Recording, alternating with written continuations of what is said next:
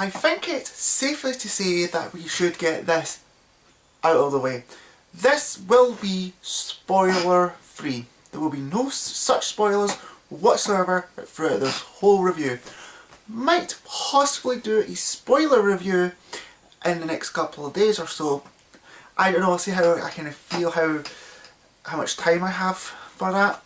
But this will be a spoiler free review, so without further ado, let's get started in reviewing The Hunger Games Catching Fire.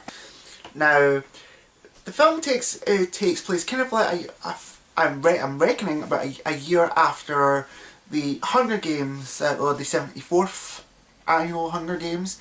And there's one thing you'll notice really well. First off, how these the characters from the previous Hunger Games and also all around them have aged very well. Because that was the one thing I was getting worried, like, that these characters wouldn't kind of age, they'll just kind of like stay the same and this is be kind of like sort of forced out. But no, they actually have grown, they have aged, and it's done really well, especially Peter. I think that's how you pronounce the character's name. He's aged really well and he's a lot different than he was in the first film, so obviously I can think the actor actually did a really good job. I think he was a lot better in this film than he was in the first one.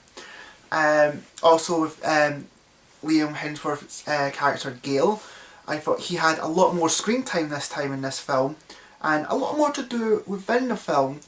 But yeah, he was actually really good, and you can really honestly see the kind of love triangle throughout it if you haven't really guessed it already. But Jennifer Lawrence in this film was superb. Absolutely loved her performance. She again has also really aged, and that was the one thing I was kind of getting worried for, because that year, because last year not only was the Hunger Games out, but they also released later, earlier in the year, Silver Linings Playbook, where she did play quite a grown-up character, and I was kind of worried because a lot of people saw her in that film, loved her for that film. She got an Oscar for it. So when she comes down back to kind of playing a sort of teenage sort of character, it just wouldn't sort of feel right. But actually, that didn't actually bother me, and I actually forgot about that because, as I said, the characters aged have well, and that's a really good job. One thing I'll say that I loved is that you get to spend a little more time around the districts. So you get to see some of the districts, but you do spend quite a bit more time in District 12, which I kind of feel was a bit lacking in the first one. And you spend a lot less time in the capital.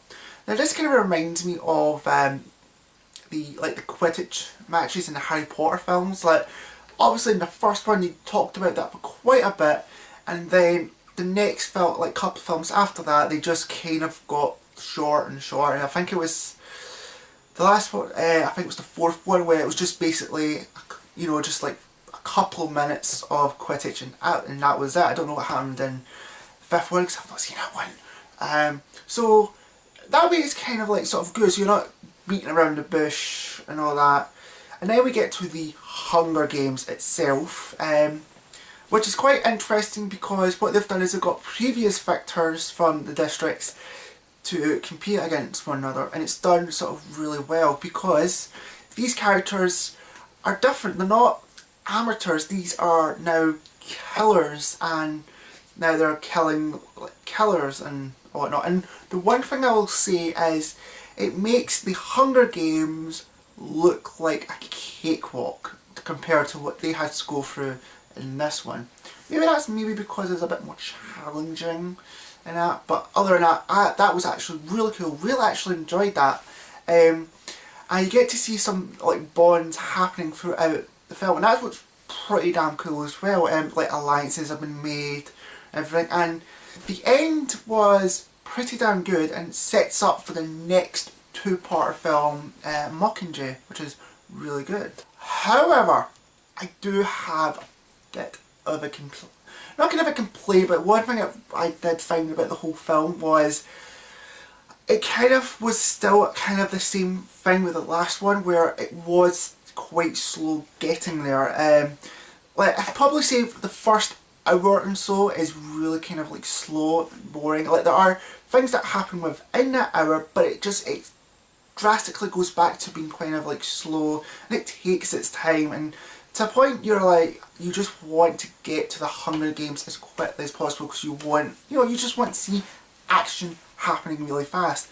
And especially in this kind of like, these kind of films, hoping that the next two are, try to at least be a lot more actiony, but also trying to have a bit more panache, whatever. All I really say is that I really did enjoy it, but that hour kind of was a bit of a niche for me. I kind of think, oh, it's just going to be like the same. Kind of was in a way, but it was still a lot better. And with that being said, I'll actually say that this film was a jolly good time. Really, really good. I don't know if it's better than the first. It's hard. I think the first one was still really good. I think this one is better, but I need to have watched it a couple more times. Really hard to kind of really say because it's quite sort of tricky, but that's kind of like all that.